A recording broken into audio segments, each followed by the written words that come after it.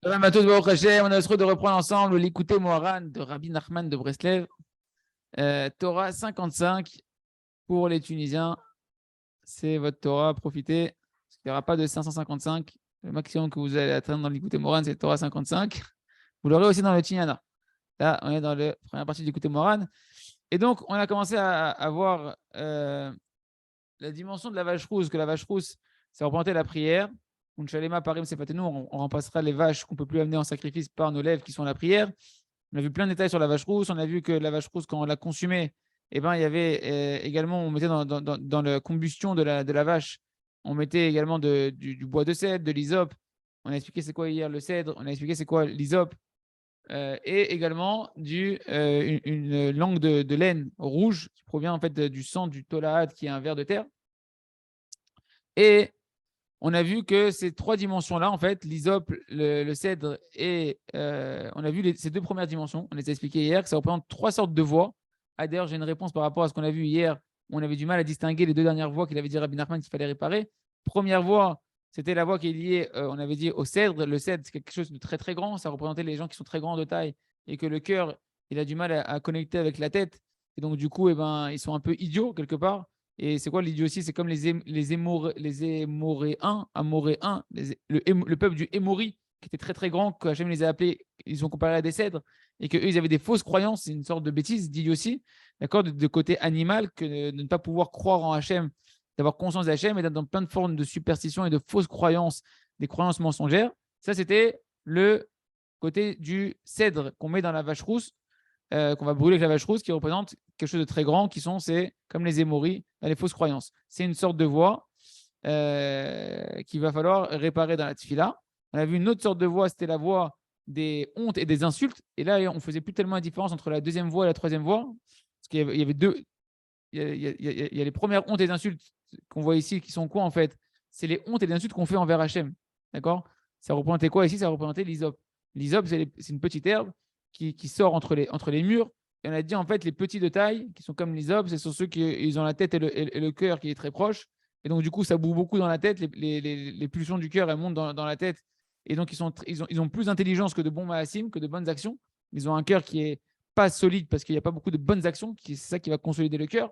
Et donc, ils sont très intellectuels, des philosophes qui vont être plus dans la réflexion que dans l'action, ce qui va les amener à être dans la débauche. Et cette débauche-là, on a vu que la débauche, eh ben, elle va les amener souvent à blasphémer, à proférer des paroles honteuses envers qui? Envers Akadosh Baruch Hu. Donc c'est ça, David. Tu te rappelles hier la question que tu avais, c'est quoi la différence entre les hontes, les voix des hontes et celle-là et celle qu'on va voir maintenant? C'est que celle-là, c'est combien de voix? C'est des hontes envers Hachem. Les philosophes, eux, ils en arrivent à la débauche et la débauche, elle les amène à avoir des hontes envers, proférer des paroles honteuses envers Akadosh Baruch Hu. D'ailleurs, c'est la voix qui est ramenée ici, hein, c'était celle qui est marquée. Je mets le curseur pour ceux qui sont sur l'écran ici. On avait dit Kol Anot Anochi Shomea. Et Rachid a dit c'est quoi c'est quand ça? C'est quand Moshe il descend et Yoshua il lui dit j'entends des voix dans le peuple en bas quoi. Et c'est quoi Anot? Rachid dit c'est des voix de honte et de blasphème envers Akadosh Baruch Hu. Ils sont en train de faire quoi en bas? De la débauche avec le veau d'or, etc. Et donc, c'est mamash lié à ça. Par contre, la troisième type de voix, et c'est là où on reprend aujourd'hui, elle va être en regard, troisième type de voix qu'on va devoir réparer dans la prière, elle va être en regard du shnit tolaad, donc de cette laine de rouge qui provient en fait du sang du tolaad, qui est un ver de terre, et elle va être en regard de la troisième type de voix qu'on avait vu dans l'écouté Moran. Je reprends les mots ici et on va voir ensemble. Ushni tolaat, donc ce rouge qui vient du ver du tolaat, représente la troisième type de voix qu'il va falloir réparer. Sheyesh la adam bizionot vacharafot misonim. Donc c'est qu'un homme il va avoir des hontes de ses ennemis. Tu vois, c'est deux sortes de voix de honte qui sont différentes. Hein, une c'est émis envers Akadosh Baruch Hu par idiotie et par philosophie et débauche. Et là, ce sont les hontes les voix de honte qu'un homme il va recevoir de ses ennemis quand ses ennemis lui font honte. On regarde du verset, il dit Rabbi Nachman, le prinat, Kol ayom kelimati negdi ou boshet panai kisatni mikol mecharev umgadef. Toute la journée, David Amer, il a dit toute la journée, j'ai ma honte qui est devant moi et ou boshet panai et j'ai honte. Ma honte, elle me recouvre à cause des voix d'insultes et des hontes des injures qu'on me fait. D'accord? Et ça, nous dit Rabbi Nachman, c'est en lien, cette voie-là qu'il va falloir également réparer, cette voie des hontes que l'on reçoit. C'est en regard de, qu'on va pouvoir réparer par la prière, comme on va voir par la suite, c'est en regard du tolarat, ce verre qui permettait de colorer la laine qu'on allait mettre dans le feu de la paradouma, le tolarat. Pourquoi? Quel rapport avec le tolarat, ce verre-là? Qu'est-ce que c'est en fait un verre? C'est quelque chose de. On sait que tous, quand on a rencontré un verre pour la première fois, c'est un peu dégoûtant, quoi. Hein, c'est gluant, que ça traîne dans la boue, dans la gadoue. Tout est dégoûtant, quoi. Même quand tu vas à la pêche, un jour dans ta vie, quand tu vois les pêcheurs prendre les trucs et les asticots et les mettre, tu dis, ils sont bien entraînés, ça. Ah ouais, d'accord. Il n'y a que Pumba qui trouve ça appétissant, mais nous, on ne trouve pas ça appétissant du tout, d'accord? Et donc le tolaat, c'est quelque chose de méprisable, de méprisant un peu, d'accord? Qui représente le mépris. Et donc, ça représente cette dimension de ce qu'a dit David Amelech lui-même dans Tehillim 22, Beprinat, Vanochi, Tolaat, Velo Ish, Cherpat Adam, Uzui Am. Lui-même, David Amelech, c'est une dimension d'humilité où il s'est décrit lui-même comme un ver de terre, comme un Tolaat. Ce ver de terre-là en particulier qui colorie la laine, il a dit Anochi Tolaat, je suis un ver. Velo Ish, je ne suis même pas un être humain. Je ne suis même pas un homme, je suis un ver misérable. Cherpat Adam, Uzui Am. Je suis la honte des hommes et le mépris du peuple. Voilà comment David Ameller, il se voit lui-même, et c'est la réalité, c'est que David Ameller, il a cette réalité dans son vécu, c'est comme ça. Je comprends, nous on se dit, ouais, je comprends pas, moi j'ai des hontes dans ma vie, etc. Mais les tzadikim, ils étaient méprisés, c'est-à-dire ils ont eu des épreuves de mépris comme David Ameller, comme Youssef Hatzadik. S'ils ne travaillaient pas leur estime d'eux-mêmes par rapport à Hachem, ils se sentaient misérables dans leur vie, ils se sentaient piétinés. C'est ce que David Ameller, il écrit quand même, tu vois, c'est pas. Il n'y a pas que toi, David. C'est pas que moi. C'est tout le monde qu'on a ça. Il n'y a rien dit dans la Torah, si tu écoutes Moran, que c'est de la tchouva, c'est quand on te fait honte et que tu acceptes cette honte-là, que c'est par amour d'Hachem qu'Hachem il t'envoie ça par rapport à toutes les hontes que toi tu as pu faire à Kadosh Baruch Hu. Alors Hachem il te répare ça simplement pour te couper la tête, il t'envoie des petites hontes. Accepte-les, dis merci à Hachem. C'est une réparation qui est quand même assez silencieuse. Ok, en tout cas, on voit que dans ce verset-là, il y a deux choses qui sont liées de David Ameller, Tolaat et Cherpat. Tolaat, c'est le ver de terre, et Cherpat, David Ameller, il est associé lui-même à la honte. D'accord? Un des sens aussi de l'humilité qu'il y a dans le ver de terre, que David Ameller s'est décrit comme le ver de terre. On l'a vu Abraham dans cette Torah-là qui s'est décrit comme de la poussière de la terre et de la cendre. C'est une forme d'humilité, c'est une forme de non-existence, d'accord?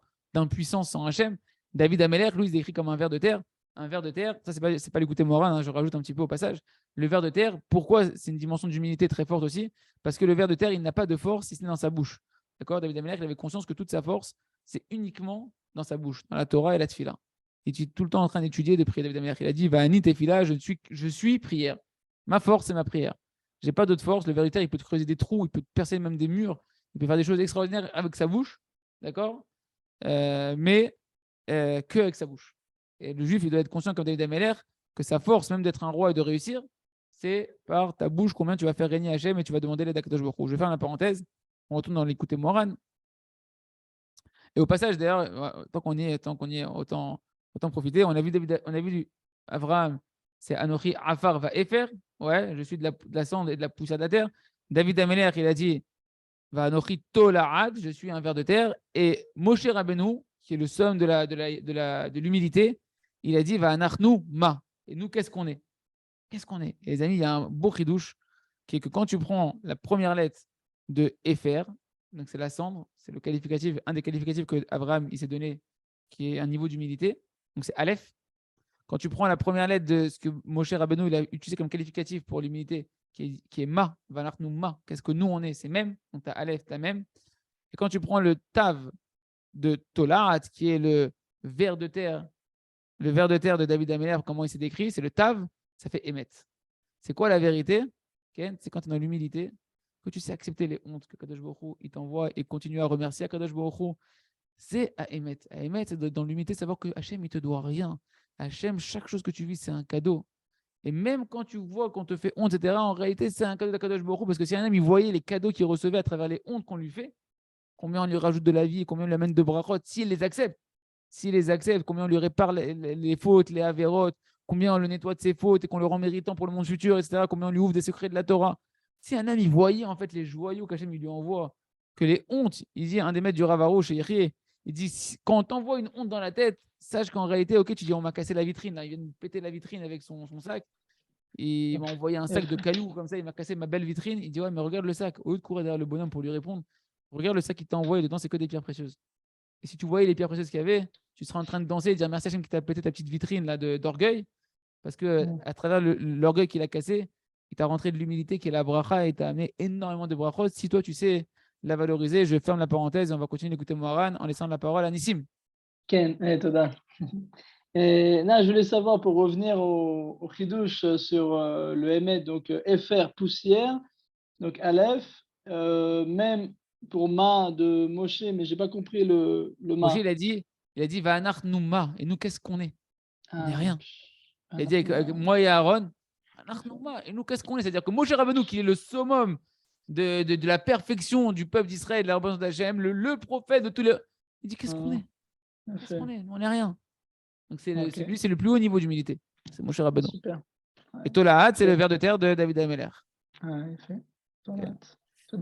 Allez, on continue l'écouter Moran. C'était une petite parenthèse, vu qu'on a vu deux, on en a vu deux sur trois ici, et Abraham et David. J'ai profité de vous faire partager ce chidouche qui m'a beaucoup accompagné, que je dois au Rav Friedman, de la Chassidut de Belz.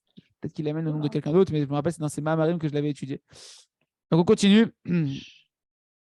Et donc dans la Hot Zayin, Rabbi Nachman il va expliquer comment on répare ces trois types de voies-là qui sont défectueuses. Hein, les voies d'idiotie où on est en train d'avoir des fausses croyances, les voies de ceux qui sont dans la philosophie et qu'au final ils vont proférer des insultes et des paroles méprisables envers Akadosh Baruch Hu, et les voies que nous on va se manger de nos ennemis qui sont en train de nous humilier. Rabbi Nachman va expliquer comment le tzaddik dans la tfila il répare tout ça dans la lettre Zayin. Donc, on a compris qu'il y a un lien avec le cèdre, l'hysope et le ver de terre qui colorie la laine qu'on met dans le feu avec la vache rousse. Cette vache rousse qui représente la prière, qui représente la prière qui remplace les vaches qu'on ne peut plus offrir. Et on avait dit que le fait de consumer la vache, c'était également que par la prière, on va consumer en réalité le côté animal de la vache, qui sont le côté animal de notre corps, nos ennemis, notre ennemi numéro un qui est notre Yetzirah, et le côté animal des autres ennemis, le mal qui est chez les autres gens qui prient avec nous dans le Tzibour, hein, les Rechaim. Tout ça, c'était un peu le lien de cette Torah-là. On continue. Vezeu Shrita, Srefa, Veasifa. Aneemar Bapara. Il nous dit, c'est ça la dimension.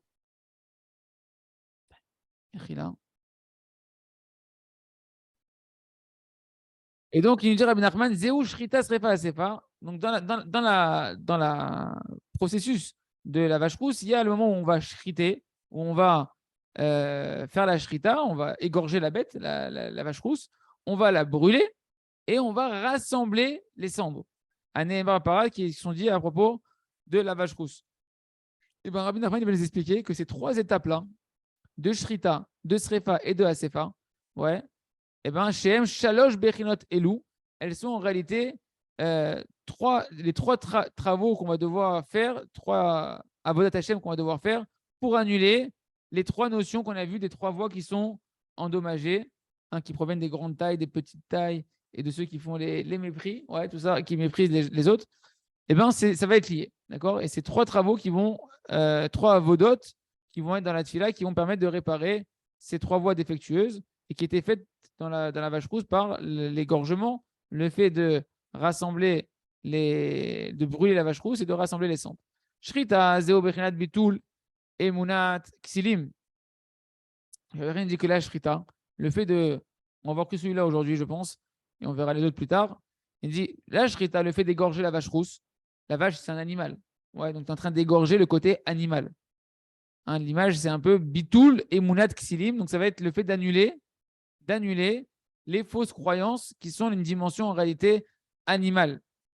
Quand tu es à l'état animal, tu es dans l'état dans les pulsions, tu es en plein dans ce monde-là, et tu as plein de croyances qui t'animent et qui font que tu vas te comporter, faire des choix, etc., mais qui sont des croyances du niveau animal, du niveau bestial, comme un animal qui va chercher son bonheur et fuir les coups de bâton, d'accord. Et ben, c'est la dimension animale de la fausse croyance, c'est la première voie dont on a parlé, qui provient des voies où la personne elle va avoir des fausses croyances, le Emouri, celui qui était grand, etc. Là, ouais. Et ben, la shrita, hein, c'est le fait de de venir abattre, hein, l'abattage rituel, tu vas égorger, tu vas sacrifier le côté animal. C'est réparer cette dimension en fait du cèdre qu'on mettait dans la vache rousse, qui représentait le côté du émori, qui était grand comme des cèdres, qui était un peu idiot, avec que des fausses croyances et des fausses superstitions qui sont un côté animal. C'est la voie de l'idiotie, d'accord, qui va être shritée au moment où on fait la shrita à la vache rousse. D'accord, c'est la dimension du côté animal, qui est, il nous dit Rabbi Nathan dans l'Ikouté Alachot, dans l'Ilchot Purim Alachahe, que la dimension animale de la voie de l'idiotie, c'est cette dimension de l'idiotie, de l'absence de conscience. L'animal, il est inconscient et dans plein de croyances, de fausses croyances. Il n'est pas dans la conscience de la véritable Emouna. D'accord. Et donc, cette shrita de l'animal, de la vache rousse, va être la réparation de la dimension animale, de l'idiotie, des fausses croyances qu'il y a en nous et dans les autres. Biprinat, il dit Rabbi Nachman, il ramène un verset dans Oshéa, Veshahata, Setim et Emiku. Alors là, traduction pas évidente biblique, je vais vous prendre tout de suite ce qu'il dit le rabbinat. Donc, elle est où? Oshéa 5, 2. Voilà. Vaste et profonde a été leur aberration. Ok. Et en réalité, ici, on voit que Shahata, c'est le même mot que Shrita, d'accord? C'est le même mot que égorger. Il dit là-bas, et moi, je répare leurs sentiments à tous. Donc, il y a une notion de réparation par rapport à ce qu'il nous dit ici dans le verset, qui se sont, vaste et profonde étaient leur aberration, ils se sont perdus, l'homme Israël, ils se sont égarés. Et dans ce verset-là, qu'est-ce qu'on voit? On voit Shrita, Veshachata et Setim. Setim, il dit Rabbi Nachman, en fait, c'est le même mot, c'est la même étymologie, en fait, Setim, que choter. D'accord? Choter, Setim, tu déplaces le point d'un côté du sin et du shin, et shotim, ça devient des idiots, en fait. Et donc, par la shrita, ce verset-là, il te fait un lien entre la shrita, veshachata et setim, et leur idiotie. D'accord? La profondeur de leur idiotie, il l'a réparé par la shrita. Si on voulait traduire le verset avec l'éclairage de Rabbi Nachman, veshachata, shotim et miku. La profondeur de leur idiotie, il l'a égorgé. Donc, c'est ce qui représente, en fait, la réparation. Lorsqu'on va égorger la vache rousse, on va égorger, en fait, on va détruire les voies d'idiotie qui proviennent du côté animal, où on est en train d'avoir des pensées. Les pensées, c'est des voix qui sont dans la tête, des pensées idiotes de ce monde-là, de fausses croyances, etc. On verra, je pense, la suite demain. On continuera demain. On va voir à quoi ça fait référence, en fait, le fait de brûler la vache, et à quoi ça fait référence de rassembler les cendres. Et chacune de ces dimensions-là, c'est une réparation par rapport aux voies endommagées qu'on a vues, que ce soit qui étaient représentées par l'hysope, ou bien qui sont représentées par la laine rouge qui était teintée avec le vert. On verra ça, Batachem, demain. Chazak, Venitrazek. Enfin, demain, dans le prochain shiur. Chazak